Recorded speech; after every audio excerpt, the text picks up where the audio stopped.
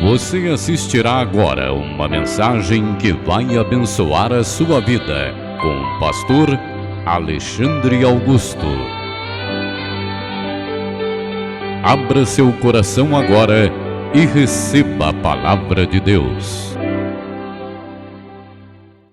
Quantos querem ouvir a palavra de Deus? Diga amém. Glória a Deus. Então se coloque de pé.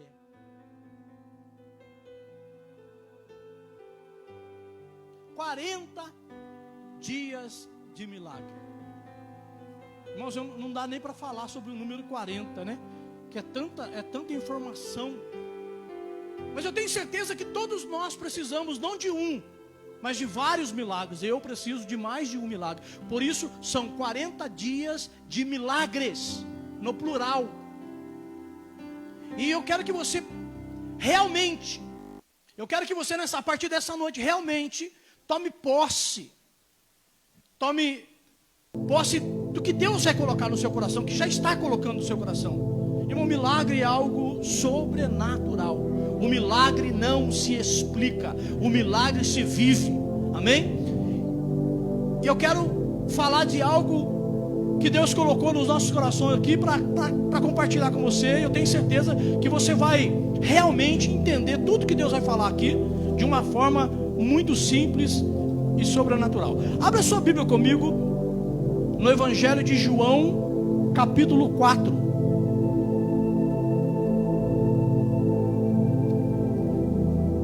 João, capítulo 4. Só quem achou, diga amém. Nós vamos ler apenas 3 versículos e depois nós vamos fazer aqui, como diz o pastor Renato, uma mensagem expositiva. É isso, pastor? Eu quero hoje tentar pregar dessa forma para você nessa noite, dentro desse contexto. João, capítulo 4, a partir do versículo 4, diz assim a palavra de Deus: E era-lhe necessário passar por Samaria. Foi, pois, a uma cidade de Samaria chamada Sicar, junto da herdade de Jacó, que Jacó tinha dado a seu filho José. E estava ali a fonte de Jacó. Jesus, pois, cansado do caminho, assentou-se assim junto da fonte. Era isso quase a hora sexta. Eu vou repetir. Era isso quase a hora sexta. Veio uma mulher de Samaria tirar água. E disse-lhe Jesus: Dai-me de beber. Amém, irmãos? Quantos entenderam? Digam amém. Se você quiser deixar sua Bíblia aberta aí nessa passagem, pode deixar. Se não, coloca a sua Bíblia no seu assento. Coloca a mão direita assim sobre o seu coração. Peça para Deus falar com você nessa noite algo que você precisa ouvir. Amado Deus, soberano e eterno e glorioso, Senhor de Abraão, Isaque e Jacó, fala conosco esta noite. Fala profundamente, Senhor, esta noite com cada um de nós. Não aquilo que nós queremos, mas sim aquilo que nós precisamos ouvir nesta noite. E para que o teu nome seja glorificado nesta noite, no meio do teu povo, e todos digam amém. Se assenta dando graças a Deus. Avivamento não é quando você mostra para Deus o quanto você é adorador. Avivamento é quando Deus mostra para você o quanto você é pecador. Aí você tem um avivamento. Isso é avivamento. Quando nós saímos da igreja reconhecendo o quanto nós precisamos de Deus. Então, viver o avivamento é viver o reconhecimento de que somos pecadores dependentes de Deus. Isso é avivamento. A Bíblia cita no Evangelho de João, no capítulo 4, se não me falha a memória, o maior diálogo de Jesus com uma pessoa. Se você ler o Evangelho de João, no capítulo 2, você vai encontrar a passagem de Caná da Galileia. Em Caná da Galileia, Jesus vai realizar o seu primeiro milagre. Ele vai aparecer, é o primeiro milagre registrado nas Escrituras. Em Caná da Galileia, tem um diálogo ali, onde Maria, a mãe de Jesus, chega para ele e fala para ele sobre o vinho que acabou. E ele fala para ela: olha, o que eu tenho com isso agora? É um diálogo, a mãe de Jesus vem até ele. É um diálogo pequeno, mas é um diálogo. No capítulo 3 você vai encontrar um outro diálogo, O diálogo de um homem chamado Nicodemos, que vai até Jesus para interrogar a Jesus. No capítulo 3 de João, Nicodemos vai até Jesus e Nicodemos faz perguntas para Jesus. No capítulo 3 são cerca de 21 versículos reservados para o diálogo entre Jesus e Nicodemos. É um diálogo até curto, mas o capítulo 4 são 42 versículos. É o maior diálogo de Jesus na Bíblia com uma pessoa. Só que no capítulo 4, diferente do capítulo 2 e do capítulo 3, não é a mulher que vem falar com Jesus, mas é Jesus que vai falar com a mulher.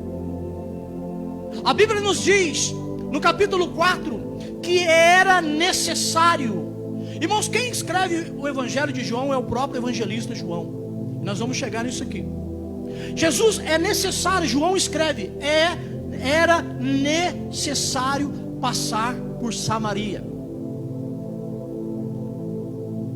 E Jesus chegando ali, o contexto diz que ele parou junto a uma fonte. Se você ler todo o capítulo 4, eu acredito que você vai ler depois, os discípulos, Jesus manda os discípulos comprar comida, e ele fica ali. E é onde a mulher chega. E quando a mulher chega naquele poço, na cidade de Sicar, Samaria não era só uma cidade. Eu vou explicar para você entender, para que nós possamos continuar dentro desse contexto de milagre. Irmão, Deus já está fazendo um milagre na vida de gente aqui. Eu já sinto a presença do milagre de Deus em vidas acontecendo aqui, porque tudo para Deus é de dentro para fora. Se você estudar o tabernáculo, Deus constrói o tabernáculo da arca para fora, de dentro para fora. Tudo que está dentro de você é mais importante do que está fora. Então, no milagre do Senhor já está começando a acontecer dentro de você. Eu quero que você comece a sentir a presença de Deus dentro desta palavra que vai mudar a sua vida. Jesus chega ali naquela região da cidade de Sicar. Samaria era uma região, também era uma cidade. E nós precisamos entender isso, que preste atenção, que depois que Salomão morre, o reino de Israel se separa. As 12 tribos se separam.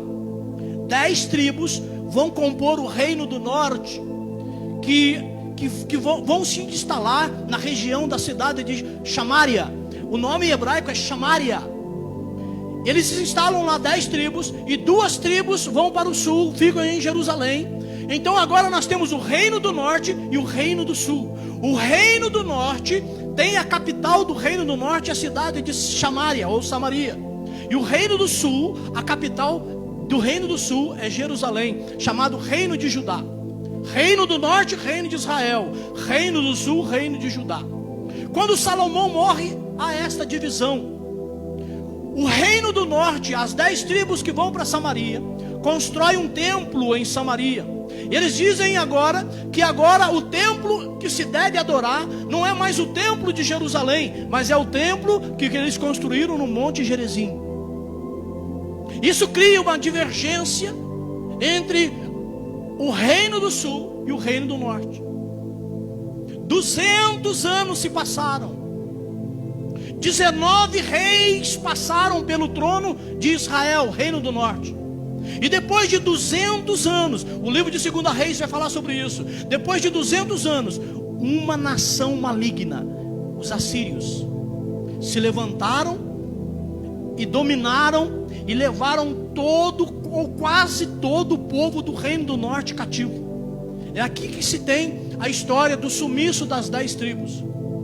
Eles foram levados, os assírios, a história conta que os assírios eram um povo sangrento, sanguinário, violento. Quando os assírios tomavam uma nação, eles tiravam o povo dali e colocavam o seu povo ali, para que a cultura daquele local sumisse.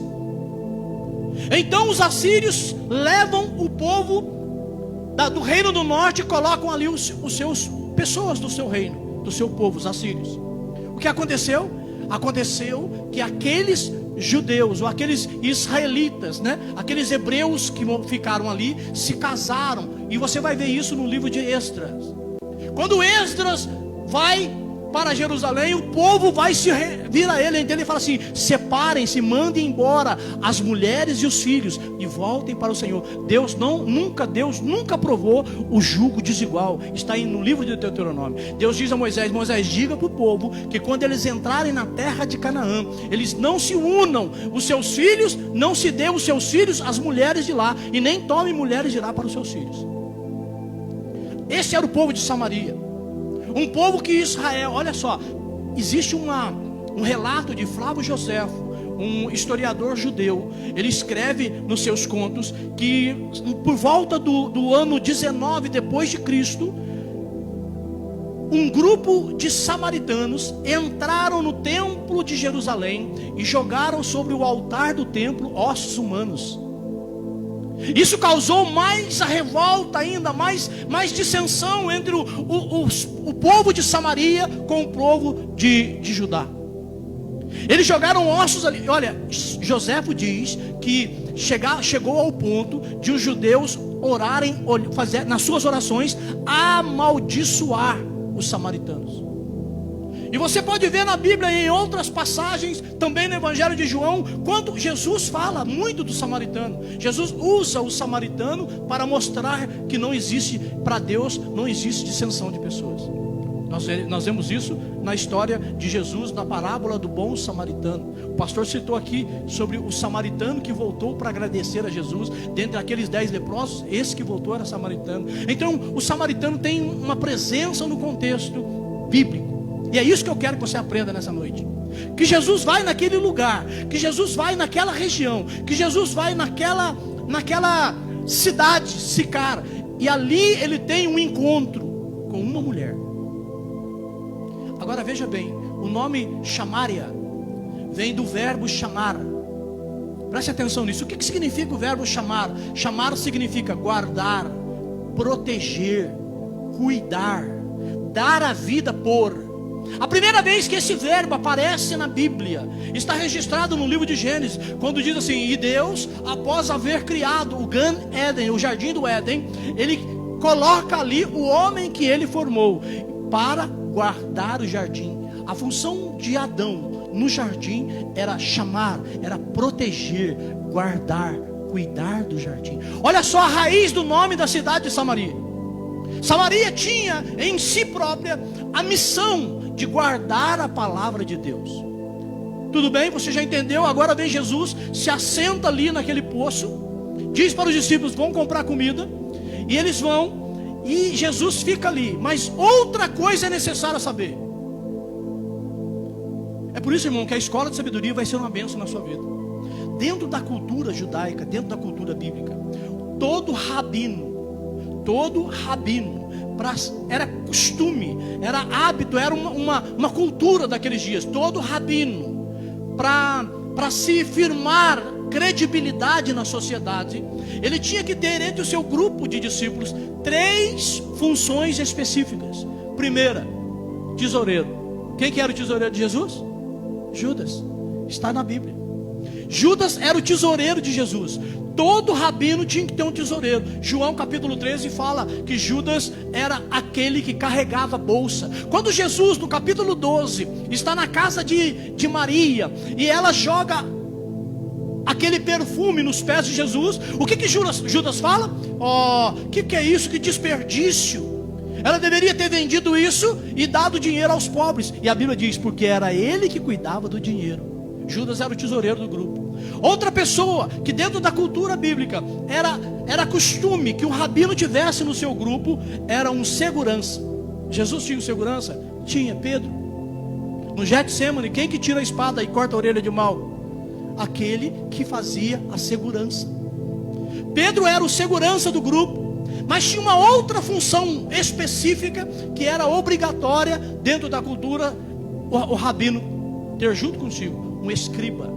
A Bíblia diz que Jeremias tinha um escriba. Baruque era o escriba de Jeremias. Até profeta Paulo tinha alguém que escrevia os seus relatos. As cartas de Paulo, muitas delas não são ele que escreve, são escribas. Lucas andou com Paulo e Lucas escreveu cartas de Paulo.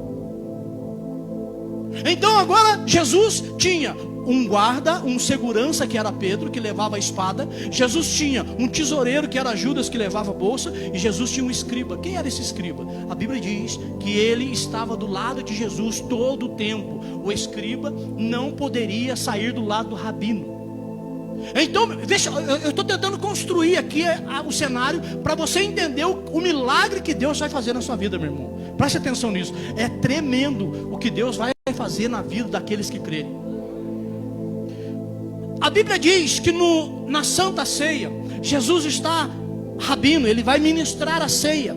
E a Bíblia diz que ele diz assim: um de vós vai me trair. E alguém que está do lado direito de Jesus, que não é Pedro, que não é o segurança, que não é o tesoureiro, diz para Jesus, encosta em Jesus e fala assim: mestre, quem é esse? Jesus fala para ele assim: aquele que molhar um bocado de pão junto comigo. Era falta de educação colocar a mão junto com a outra pessoa. Então quando Jesus leva o pão para molhar na água salgada, Judas também leva. Aí João viu, era João, o escriba de Jesus era João. Outra prova disso é que quando Jesus é crucificado, só uma pessoa da família e um escriba dele poderia participar daquele momento do Calvário. Quem que estava lá junto com Maria e Madalena? João. Jesus olha para a mulher e fala: mulher, eis aí o teu filho. E fala assim: filho, eis aí a tua mãe. É João que cuida de Maria, da mãe de Jesus. João era o escriba de Jesus. Agora, se você olhar para o capítulo 4, se você perceber quem escreveu, você vai ver detalhes ali que só poderia ser escrito por alguém que estivesse ali. Você consegue entender comigo isso? Então presume-se, irmão, muitas coisas na Bíblia não precisa falar. Não precisa, porque ela foi escrita dentro de uma cultura. Lembra quando você era criança e você fazia uma arte, a sua mãe dava aquela olhada de olho, de canto de olho em você assim, você já sabia o que ela estava falando? Ela estava falando assim: lá em casa a gente conversa, não era isso? Muitas vezes um olhar fala mais do que palavras. A Bíblia também existe contextos assim. Existem coisas que a Bíblia não precisa falar porque era costume. Então acredita-se que aquele que estava ali escreveu detalhes porque ele estava ali. Então, irmão, se você ler o capítulo 4, ele vai citar o diálogo: e disse Jesus, e disse a mulher, e disse Jesus, e disse a mulher. Quem que está dizendo? João que está escrevendo. Pelos detalhes do capítulo 4, do encontro de Jesus com a mulher samaritana, tinha que estar do lado de Jesus o seu escriba. Então os discípulos vão, mas João fica, porque João é aquele que Jesus amava. Ele fala, e o discípulo que Jesus amava. Irmãos, Jesus sempre vai amar aquele que se aproxima mais dele. Jesus tinha 500 discípulos. A Bíblia diz no livro de Atos que quando ele morreu, ele apareceu para cerca de 500 pessoas. Eram todos os discípulos. A Bíblia diz que certa vez Jesus manda de 70 discípulos, 70 discípulos de 2 em 2. E Jesus, a Bíblia diz que quando Jesus vai começar o ministério, ele escolhe 12. Olha só, 500, 70, 12. Dentre esses 12 ele tinha 3, porque tudo que ele ia fazer chamava Pedro, Tiago e João. Pedro, Tiago e João. E dentro desses 3 ele tinha um, que era João. Irmãos, o nome Yohanan tem uma presença marcante dentro da cultura bíblica. Nessa noite nós vamos ouvir daquele que estava lá. Eu creio que João estava lá, porque da forma que foi escrito esse capítulo 4, só alguém que estivesse ali poderia ser tão sucinto, poderia ser tão detalhista na conversa de Jesus e a mulher samaritana. Pastor, que local é esse? A Bíblia diz que era uma região, a região de Samaria. Samaria, você já conhece a história de Samaria. A Bíblia diz que esse encontro aconteceu perto, ou mais ou menos a hora sexta. Era quase a hora sexta. Que hora era essa? Meio-dia. Meio-dia. Jesus senta num poço e a mulher vai buscar água. Só que existe um detalhe aqui que nós temos que observar com muita clareza. A Bíblia fala no livro de Gênesis, capítulo 24, que pela manhã Jacó está perto de uma fonte de água e vem Raquel trazer as ovelhas e para beber água. A Bíblia diz no livro de Êxodo, capítulo 2, que quando Moisés chega na região onde mora Jetro, ele em Midian, ele para perto de um poço, e diz a Bíblia que pela manhã as mulheres saíam para buscar água no poço, e as filhas de Jetro, incluindo Zípora, a mulher de Moisés, vai buscar água. Era costume que as mulheres fossem buscar água às 6 horas da manhã, pastora Frinéia. Por quê, pastor? Sabe por quê? Porque a função de buscar água para o uso doméstico era uma função da mulher. Isso não é escravidão, não. É a função da mulher buscar água no poço. Mas essa mulher não vai às 6 horas da manhã, pastor Renato. Ela vai ao meio-dia. Por que as mulheres iam às 6 horas da manhã? Porque às 6 da manhã o sol é brando. Nós estamos falando de Oriente Médio, não estamos falando de sul de Minas. No Oriente Médio, ao meio-dia, o sol é castigante. Aquela mulher não vai às 6 da manhã, mas ela vai ao meio-dia. E nós temos que observar isso, que Jesus sabia que ela ia estar ali. Então de repente Jesus sentado, acredito eu que João do lado dele, aquela mulher vem vindo, e a mulher chega, e Jesus vira para ela e fala assim: dai-me de beber. O primeiro diálogo de Jesus aqui com essa mulher é um pedido. Jesus se dirige a ela e pedindo a ela: dai-me de beber. Aquela mulher olha para Jesus e diz para ele assim: como tu, sendo judeus, pede de beber a mim, que sou mulher samaritana? Irmãos, muitas vezes nós deixamos de receber um milagre porque nós olhamos com uma visão errada. Nós olhamos para Jesus e não identificamos Jesus como Messias, não identificamos Jesus como aquele que vai fazer o milagre na sua vida. Irmão, nesta noite Jesus entrou aqui para falar para você que muitas pessoas não têm recebido o milagre porque elas não têm olhado para Jesus com uma visão correta. Mas essa noite, esta palavra vai mudar a sua visão, e você vai começar a olhar para Jesus como o Messias que Ele é, que está aqui nessa noite. Aleluia! Ele está aqui nessa noite.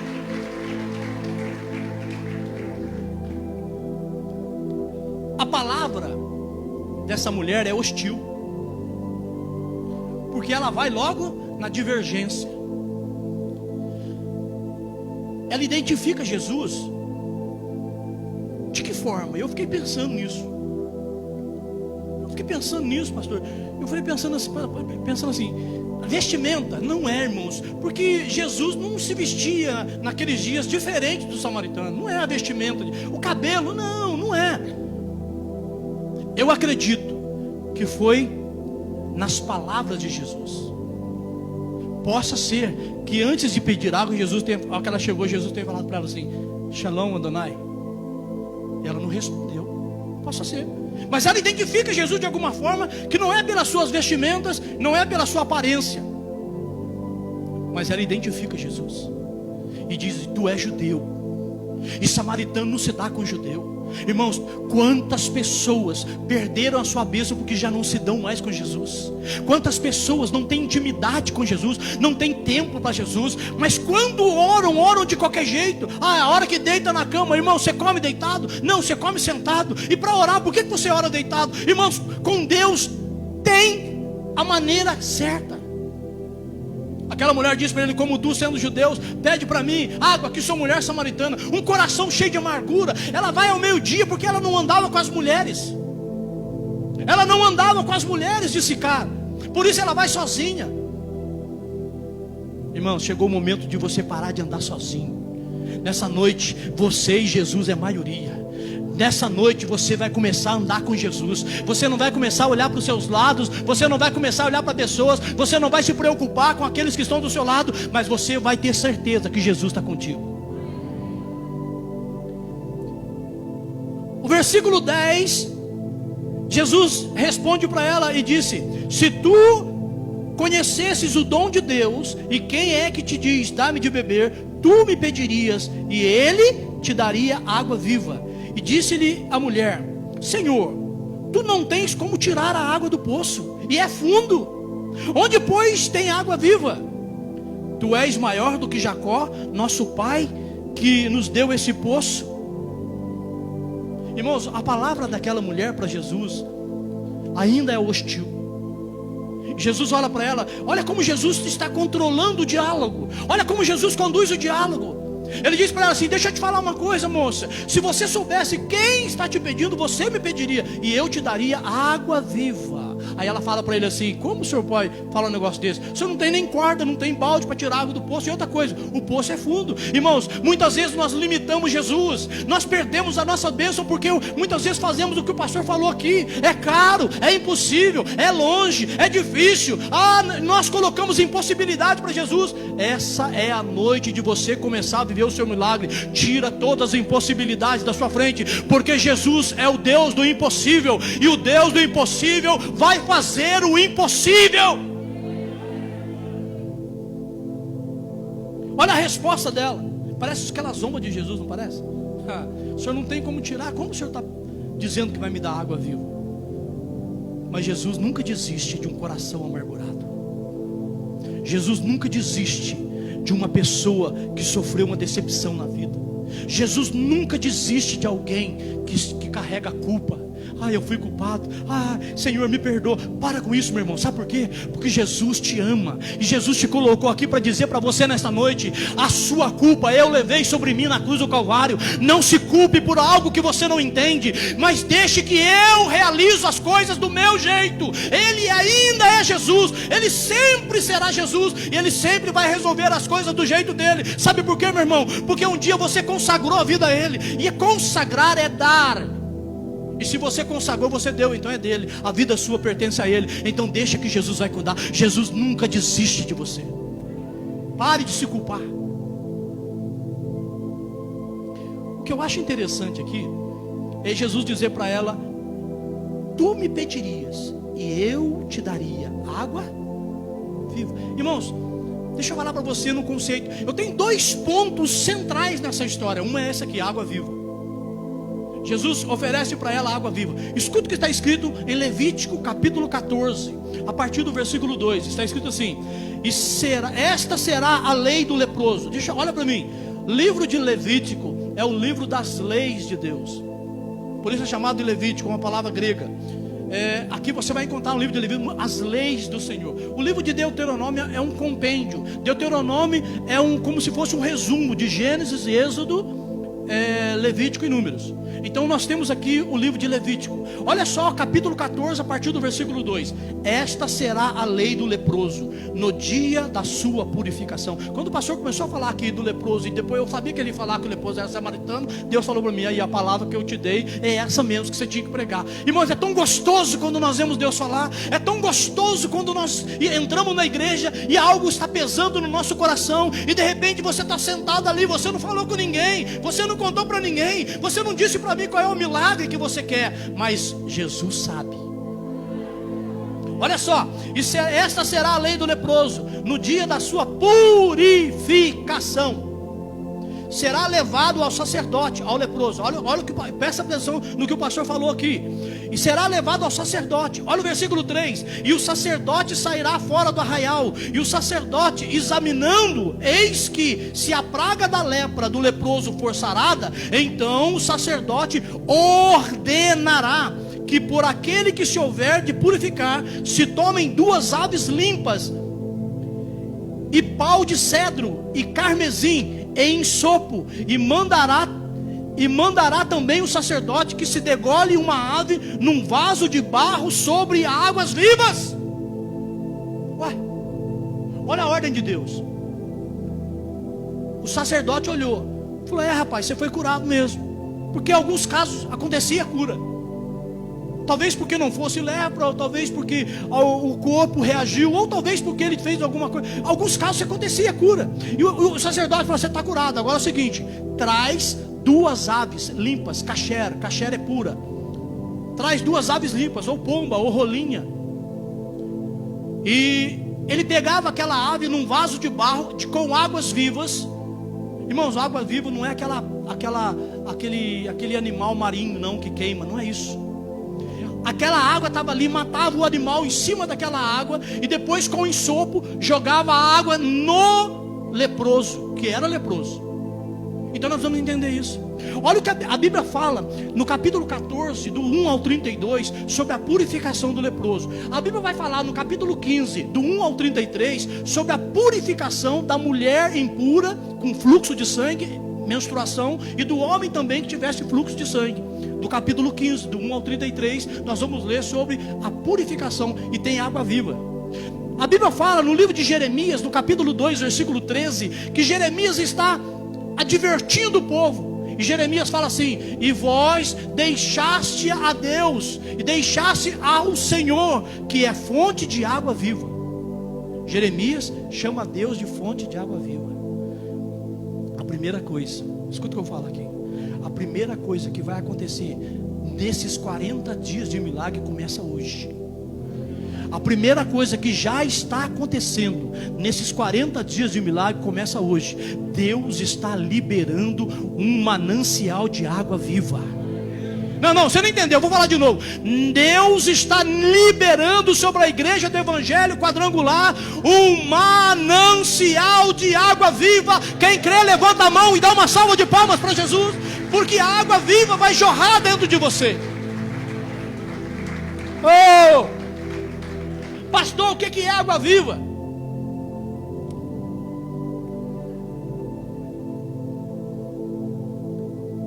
A água viva que Jesus está falando aqui, dentro do conceito judaico, dentro do conceito bíblico, ela tinha que vir só de 3 lugares. A água viva vai envolver o mikveh. Mikveh é o ritual de purificação do judeu. Ele tinha que fazer o ritual de purificação com água viva. O que é água viva? Água viva é a água que tem que ser do rio, de uma nascente de água, de uma mina d'água, ou da chuva. Por quê? Porque a água viva não pode ser água parada, tem que ser água corrente. A água viva, pastor Renato, era a água que eles tinham que levar. Lembra em Caná da Galileia, no livro de João, no capítulo 2, quando a mãe de Jesus fala para ele assim: acabou o vinho, diz a Bíblia. E Jesus, olhando, viu 6 talhas de pedra que os judeus usavam para a purificação. Naquelas talhas, cada talha cabia 120 litros de água. E Jesus fala assim: enchei a talha. Irmãos, só podia colocar dentro daquela talha a água viva. Eu não sei aonde que eles arrumaram, mas alguém foi lá, eram 6 talhas. Agora você multiplica isso por 6, 120 por 6, dá mais, faz a conta aí, você que é bom de matemática, dá mais de 700 litros de vinho.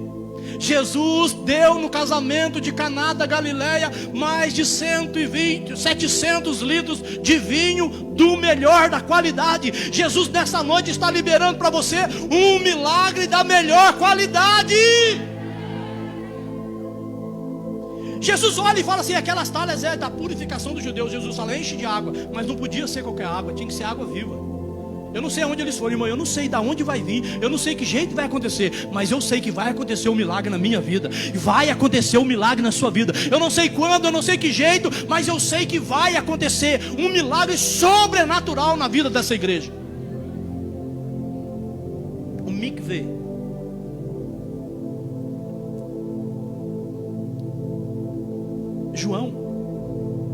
João Batista batizava onde? No rio? Por que ele não batizava no lago de Genezaré ou no mar da Galileia? Porque é água parada. João batizava no Rio Jordão, o mikveh. Batismo é um dos maiores rituais proféticos na vida do crente. O maior de todos é a ceia. O nome João Batista em hebraico é Yohanan ha-Matbil. Matbil vem de mikveh. Mikveh é imersão, e Matbil é imergir. Então Yohanan ha-Matbil, João, aquele que mergulha, aquele que imerge. Você está me entendendo, irmão? Deus vai imergir você dentro do seu milagre. O milagre que você vai receber não vai vir até no pescoço, não, vai cobrir a sua cabeça. Porque o meu Deus, quando Ele faz por completo. O meu Deus, quando Ele dá em abundância. Meu Deus. No versículo 13, olha o que Jesus diz. E Jesus respondeu e disse: qualquer que beber desta água tornará a ter sede. Mas aquele que beber da água que eu lhe der, nunca terá sede, porque a água que eu lhe der, se fará nele uma fonte de água a jorrar para a vida eterna. Agora Jesus fala uma coisa que a mulher não entende. Será? E disse a mulher: Senhor, dai-me dessa água, para que eu não tenha sede e não venha aqui tirá-la. Olha a visão da mulher, irmão. Quando você quer um milagre, você precisa ter visão no lugar certo, você precisa olhar para o lugar certo. Jesus fala para ela assim: olha, qualquer que beber dessa água que você está levando, ele vai voltar a ter sede, mas aquele que beber da água que eu lhe der, nunca mais. Aí a mulher fala: peraí, Senhor, eu não estou afim de voltar aqui amanhã, meio-dia de novo, não. Dá dessa água para mim aí, para que eu não preciso voltar aqui. Ah, meu irmão, olha só, o Senhor, dai-me dessa água. Irmãos, a visão da igreja precisa voltar para Jesus. Muitas pessoas estão perdendo coisas grandes nessa vida porque tiraram a visão de Jesus. Não, a visão hoje a visão hoje é todo mundo para lá, vai todo mundo. A visão hoje agora lá em Belo Horizonte, as igrejas estão fazendo tudo isso, vai todo mundo para cá. Irmãos, Jesus ainda é o alvo da igreja, Jesus ainda é o alvo do milagre, Jesus ainda é a fonte, a nascente, aonde o milagre vai brotar na sua vida. Vamos correr. Versículo 16. Disse-lhe Jesus, olha, ela disse para ele: dá-me dessa água, porque eu não quero voltar aqui. Ela queria se livrar da tarefa. Jesus não está dizendo para você que você vai livrar das suas tarefas, não, irmão. Jesus disse: no mundo tereis aflições, mas tem de bom ânimo, eu venci o mundo. Se Jesus venceu, ele não venceu por ele venceu por nós. Aí Jesus vai dizer para ela assim: vai e chama o teu marido. Peraí, a conversa não era de água? A conversa não era sobre o poço? Não é, pastor André? Olha só como a conversa desenrola. É poço, é água, é nascente. Agora Jesus fala assim: vai e chama o teu marido. Você não quer água? Você não quer da água que eu tenho? Vai e chama o teu marido. Jesus parece... Irmão, esse Jesus que nós servimos é maravilhoso, irmão. Esse Jesus que você serve, irmão, ele trouxe você aqui nessa noite porque ele vai fazer algo grande. Irmão, eu creio, vão ter testemunhos grandes aqui nesse lugar. Eu creio nisso. Irmão, quando a bênção chegar, abre a sua boca e dá glória. Quando a bênção chegar na sua casa, abre a sua boca e glorifica. Vai lá, chama o seu marido. Olha o que ela diz. A mulher respondeu e disse: não tenho marido. Chega de conversa. Quando Jesus expõe o seu pecado, é por isso que eu disse para você no começo: avivamento não é você mostrando para Deus que você é adorador. Avivamento é Deus mostrando para você que você é pecador. Isso é avivamento. Aí ela disse: eu não tenho marido. Ela quer botar um fim na conversa, que vamos parar por aqui, né? Irmãos, Senhor, me dá, Senhor, me abençoa. Aí Deus começa a mostrar para você que você é pecador. Para aí, Senhor, chega, tá bom assim, deixa quieto. Não, irmão, deixa Jesus revelar o seu pecado, deixa Jesus revelar as suas deficiências, deixa Jesus revelar a sua fraqueza, deixa Jesus revelar aquilo que você tem de mais fraco na sua vida. Sabe por quê, irmão? Que tudo que é revelado é curado. Pecado não... a verdade, a frase é assim: pecado não arrependido é pecado não perdoado. Quando você não se arrepende, você não tem perdão. Se eu preciso me arrepender para ter perdão, então eu preciso deixar Deus revelar os meus pecados. Deus vai revelar coisas para você aqui. Não fica triste, não. Jesus diz: vai buscar o seu marido. Ela diz: não tenho marido. Aí agora, irmão, Jesus fala para ela assim: disseste bem, não tenho marido, porque já teve, e agora o que tens não é. Então quantos que ela teve? 6. Irmãos, o hebraico é a base da Bíblia. Todas as vezes, eu sempre falei isso aqui, todas as vezes que você vê um nome, vê um número, vê um detalhe, preste atenção que tem revelação de Deus ali. Já tivesse 5, disseste bem, já tivesse 5, e agora esse que tens também não é seu marido. Nossa, o que Jesus quer revelar para ela? Jesus está mostrando para mim e para você o número 6. No hebraico, os números não são como no português. Nós usamos os números arábicos, 1, 2, são desenhos, sinais que são chamados números arábicos. No hebraico é igual no romano. Lembra no algarismo romano? O 5 é a letra V. O 10 é a letra X. O 1 é a letra I. Não é assim no romano? É quase a mesma coisa no hebraico. No hebraico as letras possuem números. E a letra que equivale ao número 6 é a letra Vav. Vav é chamada de a letra da conjunção. Deixa eu explicar para você. É como se Vav fosse a letra E. Se você fala assim, ó, eu sou casado com a minha esposa e tenho 2 filhos. É 2 frases diferentes. Primeira, eu sou casado com a minha esposa, fulano, e tenho 2 filhos. O Vav é esse E que liga 2 frases. O que Jesus está falando para ela aqui, irmão? Que Jesus vai ligar ela de um período de vergonha a um período de glória. Ela teve 6 até aqui, mas agora o 7º homem chega ali, e o 7º homem vai mostrar para ela que o relacionamento dela vai mudar. Ela teve 6 relacionamentos fracassados. 6 relacionamentos. Aquela mulher viveu a vida inteira dela buscando relacionamento. Todos os relacionamentos dela foram fracassados. E Jesus falou assim: agora eu vou mudar a sua história. Irmãos, Deus vai mudar a sua história. Deus vai mudar o seu nome. Se te chamam de apelido, vão te reconhecer que Deus tem feito algo na sua vida. Irmão, Deus vai mudar a história de pessoas aqui. Deus vai mudar a história de gente aqui. Sabe por quê? Porque Deus está revelando para você nessa noite o Vav da mulher samaritana.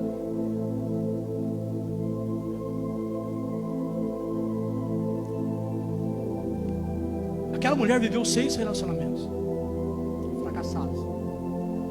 Ela vai ao meio-dia porque não queria ir com outras mulheres. Ela vai sozinha, no calor. Sabe como que é a palavra hebraica para separação?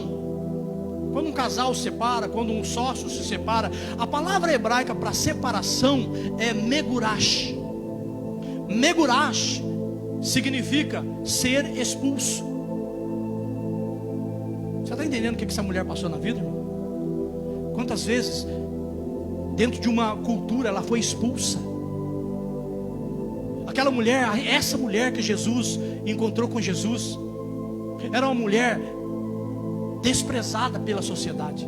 Não só na sociedade dos judeus, mas também na sociedade que ela vivia. Irmãos, o Senhor, o Deus de Israel, manda dizer para mim e para você nessa noite que Ele vai mudar a nossa história, que Ele vai transformar a nossa vida, que Ele vai mudar o conceito do seu coração. Sabe por quê? Porque Ele é o Deus que transforma, Ele é o Deus que renova, Ele é o Deus que te chama, Ele é o Deus que te espera, Ele é o Deus que te chama para uma conversa, Ele é o Deus que marca o encontro.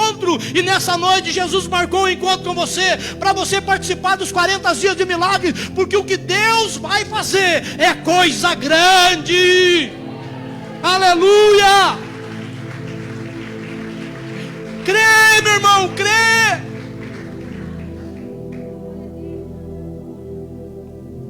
Aquela mulher diz assim, e disse-lhe a mulher: Senhor, vejo que tu és profeta.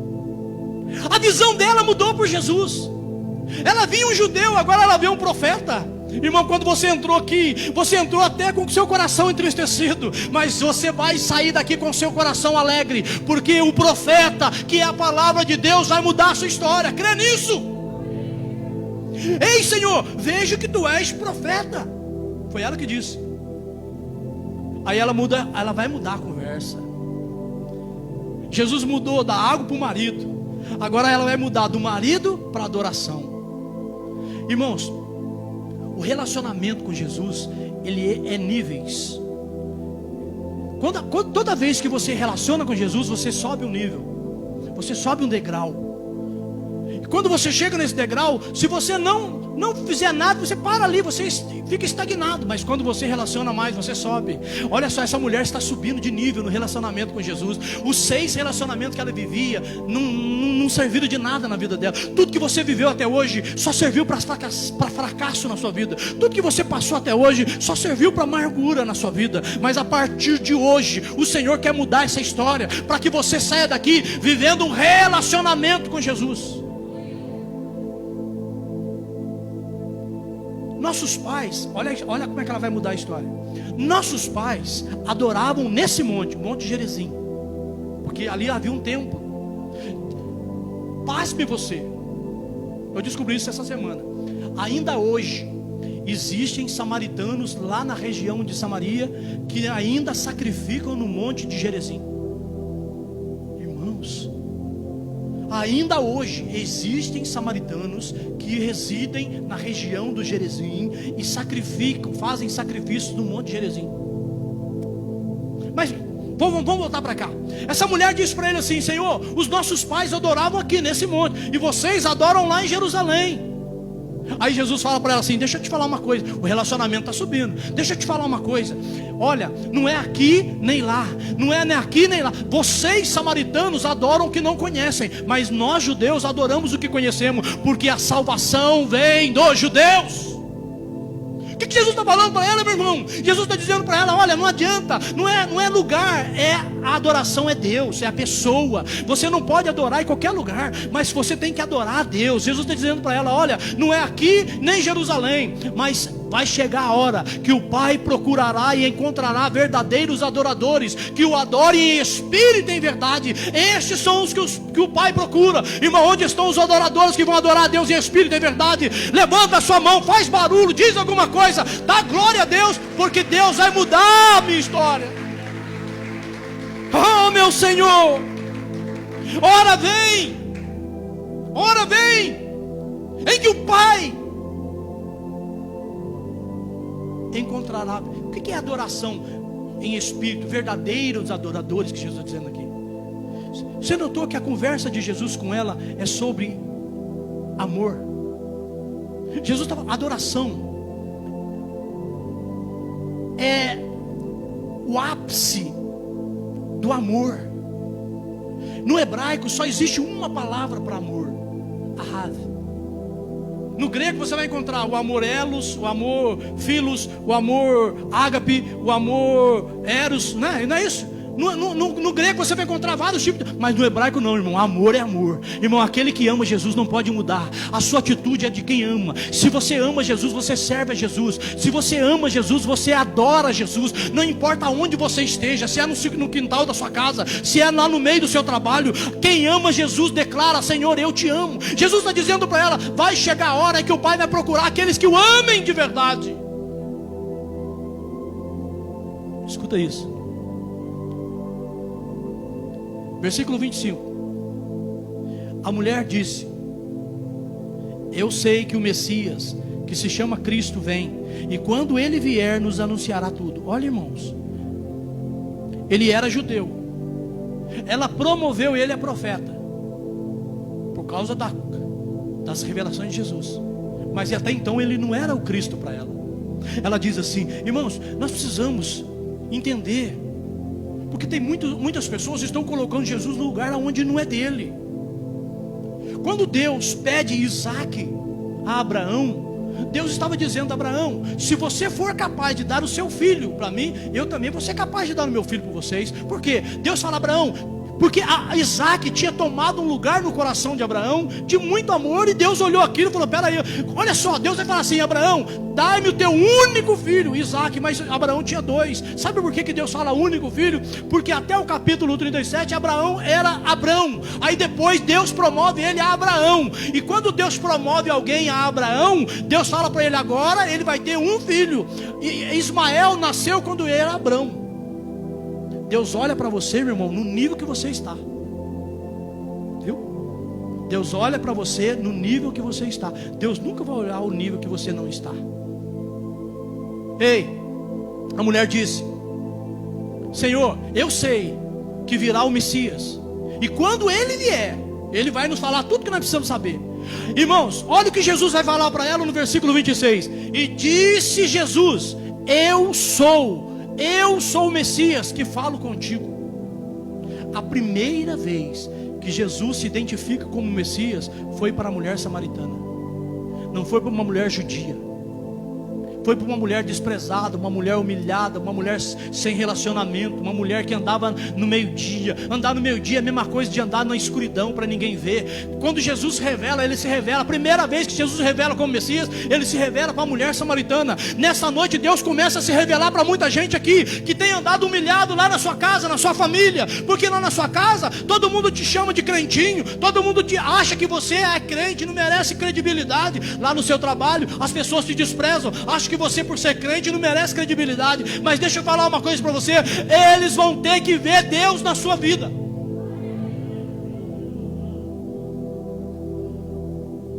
Ei, quando o Messias vier, escuta isso, versículo 28. Jesus falou para ela no 27: eu sou, eu que falo contigo. Sabe o que essa mulher faz? Quando ela fala, peraí, era judeu, eu vi que ele era profeta, agora ele falou que é o Messias. Olha o versículo 28. E deixou, pois, a mulher o seu cântaro. Ela largou tudo, irmão. Irmão, larga tudo que te prende a esse mundo. Para de ficar preocupado com as coisas dessa vida. Começa a olhar para as coisas do alto. Jesus disse: buscai primeiro o reino de Deus, Mateus 6,33, e a sua justiça, e as demais coisas vos serão acrescentadas. Irmãos, essa mulher largou o cântaro. E deixou, pois, a mulher o seu cântaro, e foi à cidade, e disse àqueles homens. Opa, vamos parar aqui. Que homens são esses? A mulher foi para dentro da cidade, foi falar com os homens. Sabe o que ela foi procurar? Os anciãos, os rabinos da cidade. Olha o que ela diz para ele: vinde e vede um homem que me disse tudo quanto eu tenho feito. Porventura não é este o Cristo? Jesus, ela disse: ei gente, vocês são rabinos, vocês são anciãos, então vem comigo que eu vou mostrar para vocês um verdadeiro Cristo. Eu vou mostrar para vocês o Messias. É isso que a igreja do Evangelho Quadrangular está fazendo conosco esta noite. É isso que a igreja está fazendo em todo o estado essa noite. Está chamando a igreja para ver o Cristo, aquele que revela o pecado, mas também que dá o milagre. E que nessa noite está liberando milagre sobre a minha vida, sobre a vida daqueles que creem. Olha só o que os homens da cidade fazem. Saíram, pois, da cidade e foram ter com ele. Irmão, nós precisamos deixar as coisas dessa vida. Ela foi buscar água, mas largou o cântaro, saiu correndo. Olha, se ela levasse o cântaro, ela não iria conseguir chegar com tanta rapidez. Quando nós nos prendemos a coisas dessa vida, quando nós nos prendemos ao mundo físico, nós perdemos tempo. Ela largou o cântaro e saiu correndo. Olha o versículo: eles saíram atrás dela e foram ter com Jesus. No começo, parece-nos que essa mulher era uma ninguém, né? Mas como uma mulher que aparentemente era ninguém consegue trazer os anciãos da cidade.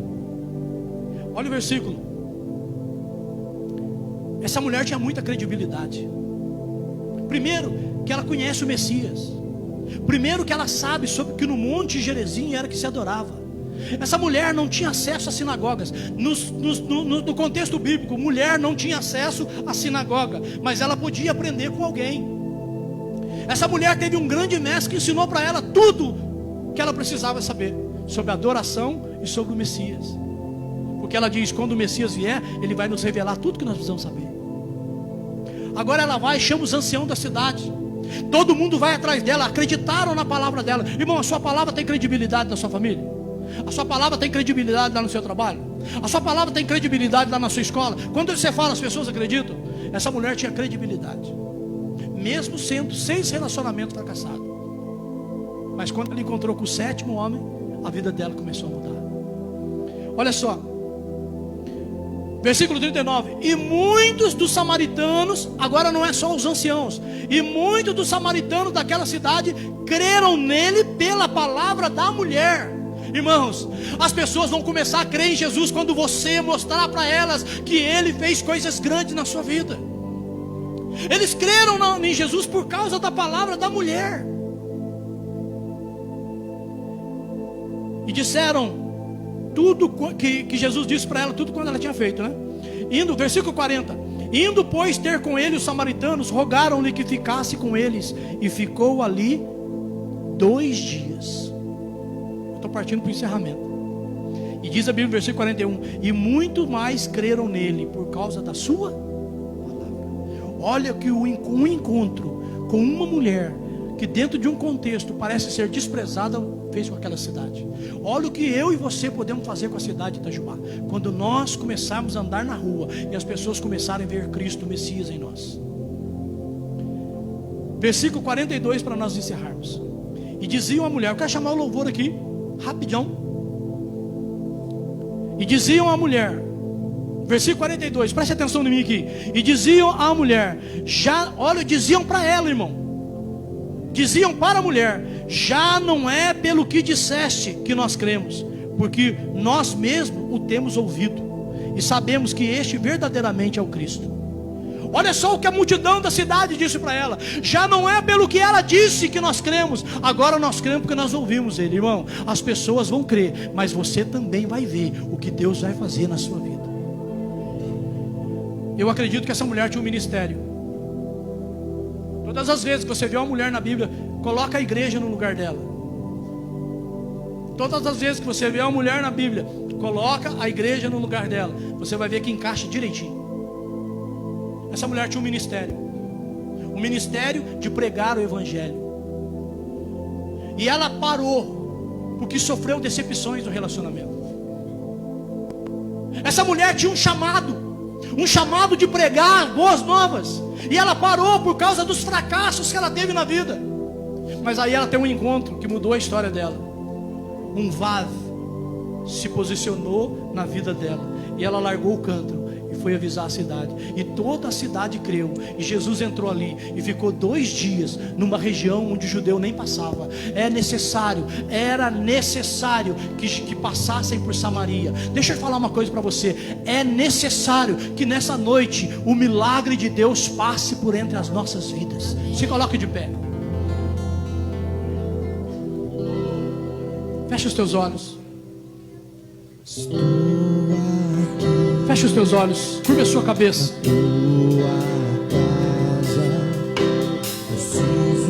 Pede para Ele, Senhor, muda a minha vida. Muda a minha vida, Senhor, porque até hoje eu venho de relacionamentos fracassados.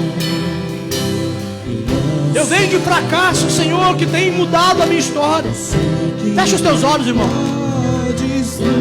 Essa música é conhecida. Se você sabe, cante comigo. E nessa noite nós vamos dizer para Ele, Senhor, muda a minha vida, muda a minha história. De que jeito? Com um milagre. Há um milagre de Deus aqui nessa noite. E o milagre vai começar quando Ele mudar a sua vida. Ele vai mudar a nossa história. Hoje é o dia, hoje é a noite, hoje é o começo do que Deus vai fazer na vida, no casamento. Hoje é o milagre que Deus vai fazer na vida do seu filho, na vida do seu marido, na vida da sua esposa. O que Deus vai fazer nessa noite. Diga para Ele, muda, Senhor, muda a minha história. Eu estou cansado de andar no sol. Eu estou cansado de andar no meio-dia. Muda a minha história. Muda a minha vida. Diga para Ele, Senhor, muda a minha história, muda a minha vida. Muda. Eu quero viver uma nova história. Eu quero viver um novo relacionamento. Oh, aleluia. Levante as suas mãos para cima. Levante as duas mãos para cima. Senhor, nesta noite nós começamos um período. Nós começamos um tempo de 40 dias, aonde nós cremos no milagre que vai acontecer. Nesta noite nós começamos, Senhor, um tempo diferente. Nós cremos que o que o Senhor vai fazer não é nada pequeno. Nós cremos que o que o Senhor vai fazer é coisa grande. Então, em nome de Jesus, nós te pedimos, faz o milagre no nosso meio. Se tem alguém que crê nessa palavra, levanta as duas mãos para cima, dá uma salva de palmas para Jesus, porque Ele vai fazer. Ele vai fazer.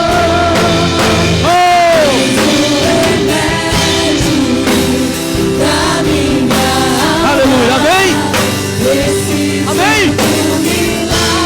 Quem quer milagre aqui, levanta sua mão. Um não, mais de um.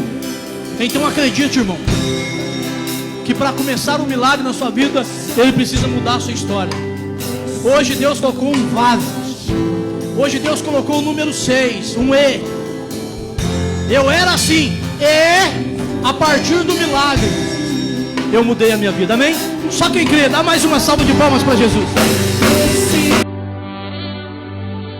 Um homem de Deus ministrando a palavra de Deus.